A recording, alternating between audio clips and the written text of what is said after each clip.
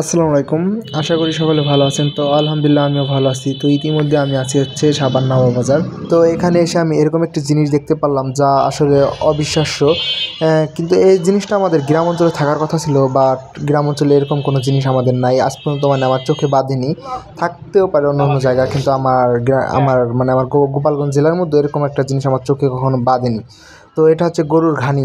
তো এখানে যারা দায়িত্বে আছে তাদের মধ্যে একজনের সাথে আমি একটু কথা বলবো আসলে। আসসালামু আলাইকুম কাকা, ওয়ালাইকুম সালাম। ভালো আছেন? এই তো আলহামদুলিল্লাহ।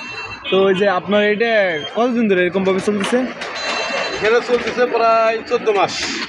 এই গরু কি মানে আপনার দেশাল গরু নাকি এমনি কিনা? না, এটা হলো দেশাল গরু কিনা, 1 বছর করে বয়স হয়েছে। ও,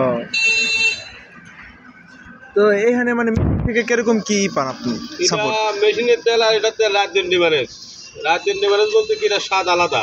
এটার তেলটা হলো কাঁচা থাকে, আর মেশিনের তেলটা মনে করেন যে পুড়ে যায়। এই লেগে তেলের মানটা ভালো থাকে। এটা ভর্তা ভর্তা খাওয়া লেগে, বাচ্চাদের শরীরে মাখানের লেগে, হয়তো মুড়ি রোজার মাস আসতেছে, এই লেগে এটা লেগে ভালো হইবার। তো আপনার এই তেলগুলো হচ্ছে কত করে বিক্রি করেন? মেশিনেরটাও যে দাম এটাও সেই দাম না নাকি? না না, এটা হলো 300 টাকা লিটার। আর মেশিনেরটা? মেশিন এটা কতটা বলতে পারব না। শুধু দেশি সরষের তেল, আর কোনো হাইব্রিড মাইব্রিড নাই।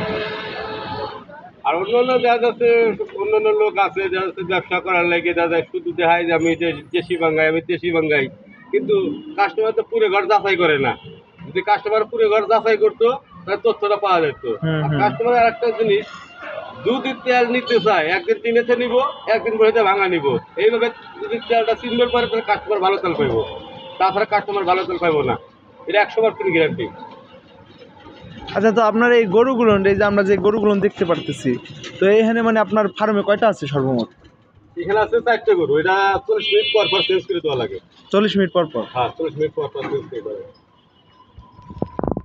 ও, আচ্ছা ঠিক আছে তাই।